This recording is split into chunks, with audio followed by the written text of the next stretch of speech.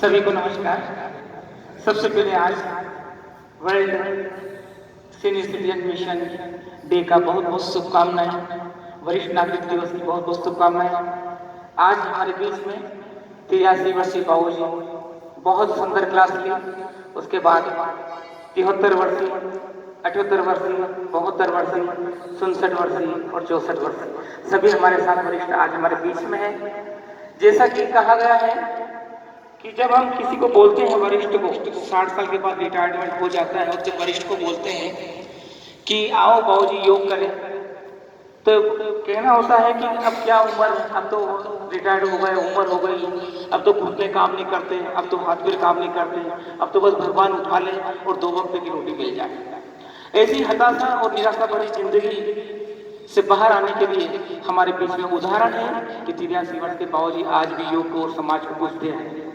आपने 60 साल के बाद ठोकर खाने के बाद जो समाज से अनुभव लिया है, वो अनुभव आपको समाज को देना है। आपका शुरुआत, जीवन की शुरुआत 60 साल के बाद होती है। अब आपका कर्तव्य पूरा करने का फर्ज होता है, समय होता है।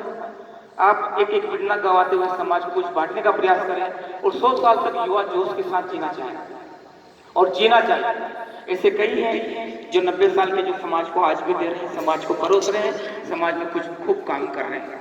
और कई 60 साल के बाद रिटायर्ड होने के बाद घर में बिस्तर में हो गए, और बीमार होने के बाद जब वो कमजोर हो जाते हैं तो घर वाले भी सोचते हैं कि अब तो बाबूजी बीमार रहते हैं, हम रोटी भी घर पे दें, टिफिन उनको वह खाना सब पलंग पे दे देते हैं। तो इन हताश और बाहर लाने लोगों के लिए आस्थाई क्रांति ज्ञान परिवार का ये मंच एक समाज को कुछ देने का प्रयास करता है। ये वरिष्ठ नागरिक, ये पूज्यनीय है, ये आदरणीय है, ये समाज में कुछ कर गुजरने का मानता रखते हैं और 100 साल तक युवा जोश के साथ जिए। इस शुभ अवसर पर मैं आपको ये अभिनंदन करता हूँ, शुक्रिया करता हूँ। मैं सबसे पहले बाबूजी से कहना चाहता हूँ कि आपने क्या ध्यान रखिए समाज को देने के लिए, समाज को बांटने के लिए। आपके विचार क्या है और कब तक जीना चाहिए, जब तक सांस से कैसे जीना चाहिए, आप हमारा विचार रखें।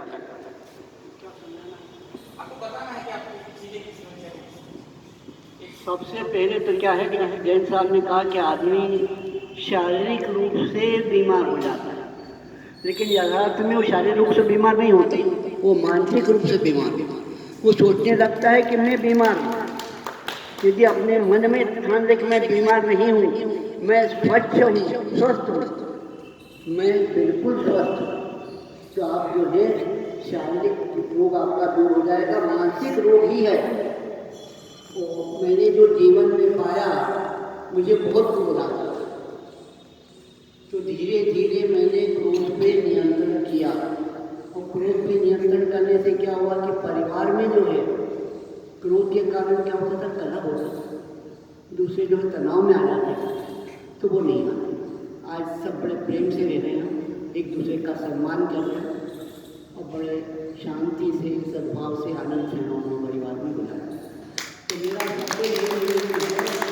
हम आज ये तय करें कि हम क्रोध को शरीर छोड़ने के लिए नहीं छूटेगा, बहुत आसान नहीं है। जब भी आपको क्रोध आता है, आप गहरी श्वास में गहरी विश्वास करें।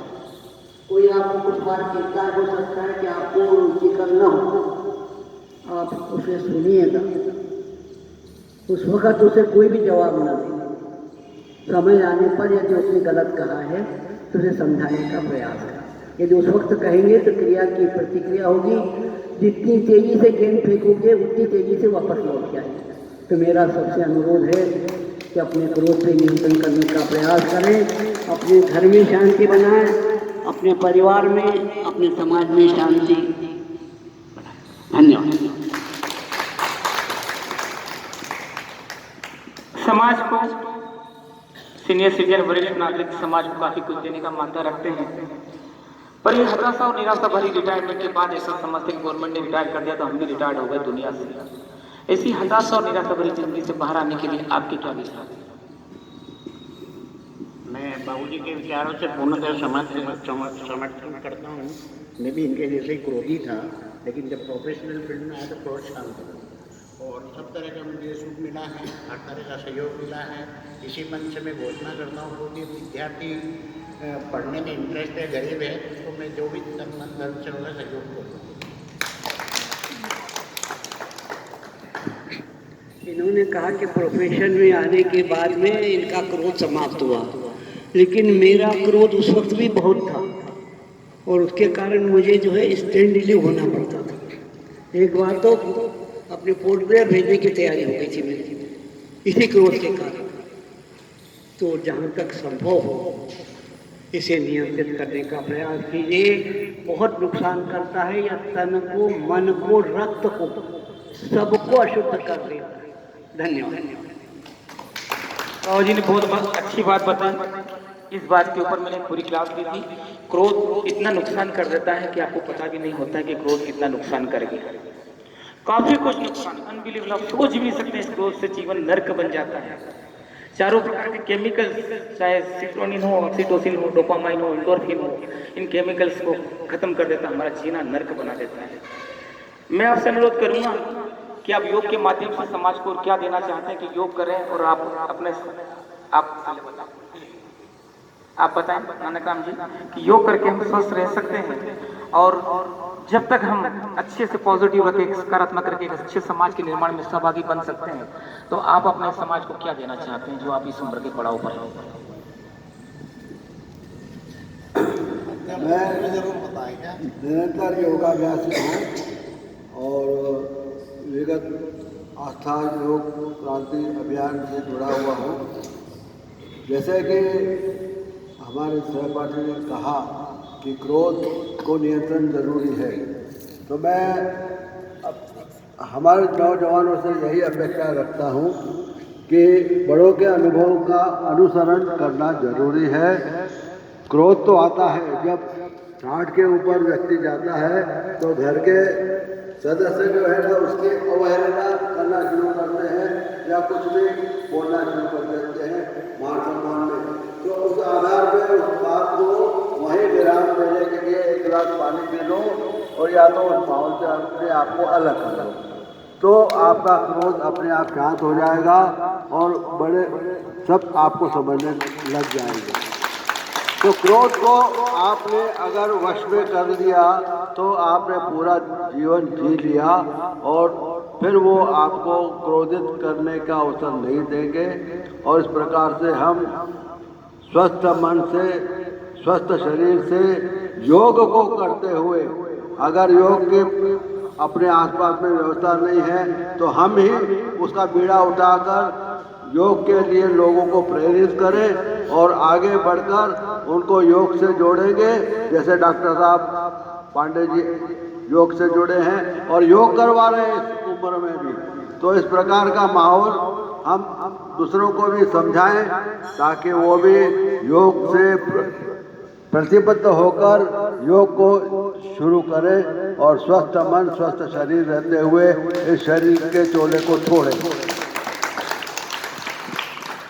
बहुत अच्छी बात। क्रोध पर अगर विजय प्राप्त कर लेंगे तो हम स्वस्थ मन, स्वस्थ शरीर, स्वस्थ समाज का निर्माण कर सकते हैं। कई बार ये देखने में आता है कि सीनियर सिटीजन जो होते हैं वो हताश और निराश भरी जिंदगी इसलिए भी जीते हैं, कई परेशान भी रहते हैं कि वो एक प्रेस्टीज पॉइंट बना लेते हैं कि ये बहू ने ऐसा क्यों नहीं करा, ये ऐसी साड़ी क्यों नहीं पहनी, खाना ऐसा क्यों बनाया। हम बार बार घर में चिड़चिड़ करके बकवास करते हैं जिससे घर का माहौल, घर का एटमॉस्फेयर बिगड़ जाता है। तो मैं दीदी से पूछना चाहूँगा कि हमें 60 साल की उम्र के बाद कैसा एक माहौल घर में रखना चाहिए कि एक अच्छे समाज की कल्पना हम कर सकें। घर व परिवार वाले बहू अगर वो उल्टे पन्ने की साड़ी पहन रही तो पहने, सीधे पन्ने की पहने, हमें उससे कोई मतलब नहीं, ये हमारे ही संस्कार है। अगर वो हमारा जितना साथ दे रही उतना देना चाहिए। क्या हमें इस उम्र में प्रेस्टीज पॉइंट या इको पॉइंट बना के रखना चाहिए या नहीं रखना चाहिए? मैं तो कहती हूँ 60 साल के बाद ही जीना चालू करते हैं। पहले तो पारिवारिक जिम्मेदारी से वो परिपूर्ण रहते हैं और एक सकारात्मक सोच जो आती है योग से ही आती है, क्योंकि मैंने भी 60 साल के बाद ही योग चालू किया, जब से मुझे बहुत मन में शांति मिली और एक सकारात्मक कि मैं भी सब कुछ कर सकती हूँ। लोगों को लगता है कि यार बुढ़ापे में ये कर रहे हैं, बुढ़ापे में वो कर रहे हैं, परंतु एक सकारात्मक सोच और एक नियमित दिनचर्या होती है, सुबह से रेगुलरिटी आती है, नियमित खान पीन होता है, जिससे शरीर स्वस्थ, मन स्वस्थ और अपने भी जीवन की शैली एक अनुभव करते हैं। मैं सभी से ये कहती हूँ कि 50 साल के बाद ही पहले से ही योगा चालू कर देना चाहिए, जिससे ज़्यादा जी सके। और 60 साल के बाद ही जीने का एक अलग अनुभव होता है। पहले तो पारिवारिक जिम्मेदारी रहती है, बच्चों के लिए करना, आज पूरा टाइम अपने लिए देते हैं। और यदि स्वस्थ रहेंगे, योगा करेंगे तभी स्वस्थ रह पाएंगे, अन्यथा स्वस्थ नहीं रह पाएंगे।